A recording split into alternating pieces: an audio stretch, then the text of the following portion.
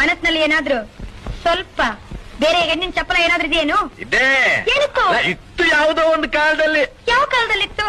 ಅಯ್ಯೋ ಅದೆಲ್ಲ ಕಳೆದು ಹೋದ ಘಟನೆ ಈಗ ಆತಕ್ಕದೆಲ್ಲ. ಕಳೆದೋಯ್ತಂತ ಹಾಗೆಲ್ಲ ಬಿಟ್ಟು ಬಿಡಬಾರ್ದು, ನಿಜ ಹೇಳಿ. ಅಯ್ಯೋ ನೆನ್ಸ್ಕೊಂಡ್ರೆ ಮನಸ್ಸಿಗೆ ಒಂಥರ ಹಿಂಸೆ ಆಗುತ್ತೆ ನನಗೆ. ಇಲ್ಲಿ ಪರವಾಗಿಲ್ಲ ಹೇಳಿ.